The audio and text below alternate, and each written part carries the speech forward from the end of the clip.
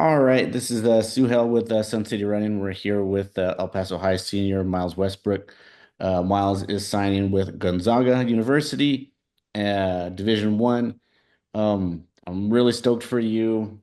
But first, let's get right into it. I know you're real selective about your athletic and academic uh, pursuit of where you want to go, but let's get into it. Why did you choose in Gonzaga, and were there any other, universities that you were kind of looking at? Yeah, so I made sure to prioritize obviously academics. I've worked pretty hard in school and I understand that running for 99% of people doesn't become a profession. So I want to go somewhere that's going to set me up for real life whenever that does come. And so academics, I lived up in Washington for a bit of my life, so I was kind of leaning towards that Pacific Northwest. I love the weather up there. I love just being surrounded by trees and trails and rivers and lakes. Right, So right. I really was trying to find a school up there, and Gonzaga just happened to be the one. Um, it came down to there in Georgetown, which are complete opposites basically. Right. One's in DC in a city, and one is in Spokane, which is a pretty small town. And Georgetown was mainly hanging around there because I think it's a top 10 academic school in the country, and their middle distance program is great. I just think it came down to where I would thrive and where I would have the most fun. And I think Gonzaga was that for me. The Coach Tyson is extreme. He's great. He is super personal with everyone and is very connected to us. So I think that helped. I think I would have kind of struggled at Georgetown. I'm not as big as most people, and they're a huge middle distance program. So I kind of want to move up in the distances. And I think under Tyson, I can do that very seamlessly, have a good transition. As well as the team culture was just unbeatable at Gonzaga. You are kind of getting a great balance of academics and athletics where, Gonzaga is known for their great business, their financing and entrepreneur programs. And then on top of that, like you said, Coach Tyson has built a really good program there. I think going into the cross country season, their boys were ranked 30th, their girls were ranked 25th. Um, and in 2024, they placed second, in the WCC cross country championships, which is a big deal. Um, so is that something that kind of was on your radar also when you were kind of looking at or when you were solidifying your pick with this university? That they're great at cross country. Yeah, that and they're known for their business academics there. Oh yeah. So the academics was just like, I would kind of filter out of school whenever I would think about it. I'd look at their academics first, and if it wasn't really up to par, then I would just kind of scrap it. And so their academics were up to par. They had a great program. I'm doing human physiology and like kinesiology. And they have a Okay. great program that's mixed with sports management, and so it's very sports focused, and so that's kind of what I want to go into. So that really was appealing to me. And then on the cross country side, yeah, they won WCCs like 2 or 3 years ago. They made cross nats I think 3 years in a row, other than this year, and so Right. Tyson's just slowly been building them up, and they've been great the past couple of years, and I think they're going to be absolutely amazing in the next five. Awesome. And seeing how your senior year played out, did that also affect the way you uh approached your decision-making process as well? Yeah, so I mean, last year I knew I had a lot of potential left in me. I kind of ended the season at like the 9-14. I ended at 9-14, and then 4-13 was kind of it was showing my potential to everyone. And so not everyone was able to or was willing to take the risk. And so when Tyson and all the other schools were willing to take that risk, it meant a lot to me. And so I was able to not even really look into this senior, like I was willing to wait till my senior track season, but I would have been comfortable not waiting because the great programs that took a risk in me were very tempting. And yeah, my senior season's gone great. I think cross country was pretty good, but I think this track season I've really excelled, and I think there's a lot more left. I have two more races, and I think those are really going to show what I can do. Before we get into the whole, the way you finished off this track season, um, taking a look at your junior year, you know, in cross, you were kind of averaging around the 1550 mark. Uh, and then, fast forward to track, you're kind of in the 930 average for the 3200 meter, where I think, I think you'd probably say you're more of a 1600 meter, but I think you really excel also in the 2 mile. But, you get sixth at state, junior year. You can't be mad with that, running the nine, what was it? I think it was 9:14. right. So real close to your state time. Um, but fast forward to senior year, you're an incredibly different athlete, it seems. What would you say was your big motivational factor? What changes did you make to kind of help, or what, created this, I would say, a monster in El Paso in terms of distance running? I think just the knowledge that I am most likely going to move up in college and eventually be that 5K guy. Um, that definitely makes me want to move up in distance. I think I'm pretty good over 1600, and I think I'm a very similar athlete to last year, and we'll see in the next coming weeks. I guess it doesn't really show right now because I've ran some pretty good 3200s, but I think at the end of the year, the difference will be pretty similar. Um, and so yeah, I just think the knowledge that I'm probably going to move up has made me want to hit the strength side a lot harder, just so I'm prepared for next year when I get thrown in with the Wolves. Um, and yeah, that's just made me want to go up in distance. But I think I'm a pretty similar athlete. It just hasn't been shown yet, and I think it will be shown in the next 2 weeks when I end my season. I think it'll be very, very similar to last year. You talk about wanting to make that jump, and right out of the gate in 2025, you run a sub 15 at Canadeo. It was an incredibly fast meet, and you have a lot of success in that. But where you saw a lot of your success was in track. Um, why do you feel like you had a little bit more success and some bigger jumps there in track than you would say in cross country? I think I have a lot more raw speed. Like I can drop all the way down to help our 4x4 out. So I think just the natural speed has helped me a lot. And then in cross country, I'm just able to float around and I can kind of hang on just because we're up here from El Paso. It's pretty hard to run up here. So I think just the strength aspect of being able to hold on because we're up here from El Paso, mixing with my raw speed, made me decent in cross country. And then as we come down in distance, I think right now that's kind of where I hit the money spot is that 2 mile. Well, it's like you said, you did display a lot of diversity. I think your PR this season in track for the quarter was around a 52, right? And you go out in TDF against some of the best in the state and out of state. You run 4:11, uh, great time. And in terms of El Paso, you're probably looking at what, top five, top three. Um, but with that kind of diversity, do you feel like that's going to translate well into college? And what are some of the things that you've learned throughout your high school career that you feel is really going to make a difference when you make the jump onto the Gonzaga team?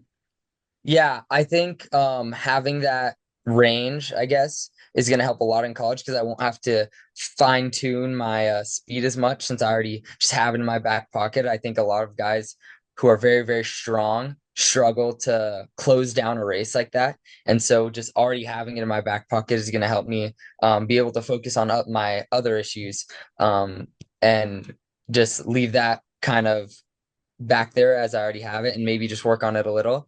And then what was the second part of the question? Sorry. How do you feel like these type of lessons will help you translate into the collegiate scene, Gonzaga specifically? I think it's gonna help a lot. Just I think my biggest thing going into college is that I'm pretty untapped. The highest mileage week I've ever ran was 58. I barely lift. I lift like once every 2 or 3 weeks. And so I think there's just a lot of untapped potential in me. And I agree. once I have a coach and a program that's going to hit it all at once, I think it's just going to come together really well by the time I hit my sophomore junior year. And kind of backtracking a little bit back into your this past track season, we saw a lot of battles between you and Eastwood's Danny Torres, and in my opinion, I feel like we need more of those type of races to kind of showcase the talent that we have in El Paso because I think we're very much overlooked, you guys specifically, and I feel like if we kind of had more races, or maybe we didn't even see you guys in a race together with Diego from America's High School. I think these are some of the things that can help you guys showcase the talent that we have here in El Paso. But kind of going back to the point I was gonna make. Do you feel like those battles that you had with Danny really helped propel you to where you're at as well in the season? Yeah, I don't really like to dodge competition. I like to race all the best guys whenever I have the chance because here in El Paso, if I'm not racing Danny or Diego, then it's kind of a solo effort, which isn't really as fun. So I try to choose out the weeks that'll work with training and everything to race him. Um, I do think that he's super strong, so he was just whooping me basically all year in El Paso. I think once I'd peaked, if we maybe got into a race, it'd be a little bit closer. Um, but yeah, he was definitely just whooping me all year, and it's good to get that to keep me humble, just to race someone so strong, and you're just able to see the level of competition there is, and attempt to hold on every time. Uh, I think in the past I've gone a lot closer, but I think if we raced now, it'd be a little bit closer because I've just dropped down my mileage. I'm a little more fine-tuned rather than the middle year races that were not as high stakes. I think it would be a lot closer now, but I was super happy to race him. Super strong, and yeah, I think it getting whooped like that really set up my season for knowing what it's going to take to win these big races. And not to discredit you, it's more of a credit to what changes I felt that you've made, going forward. One of the races that stood out to me was the Trooper Twilight. You were kind of battling in your own there for third place, but you really, really made some big changes, going into track and whatnot. And uh, whereas I felt like there was a big gap coming out of cross country, it seems like you really, really tightened that up a little bit and realigned your focus a little bit. What are some of the things that you tell yourself coming out of a season like that, where you know that you can have the potential to be up there a little bit more and be more competitive in your own right? Yeah, so specifically Trooper Twilight, which was basically the only time we raced him there and Canutillo. Specifically that time I got a bit sick, and so I didn't really get to give the effort that I wanted to. We kind of had planned the season around that race and then postseason. And so I was ready to go physically, and then I got hit with the sickness. So I was not able to stick my nose in the race. I really think I could have. I still was able to, fall back to fourth, which was, I guess it was all right for the day for how I was feeling. Um, but yeah, I think I knew there was a lot more left in that race, and yeah, I'd been showing it in workouts. I mean, I've tempoed 4 or 5 miles faster than I ran that race. It was just a rough day.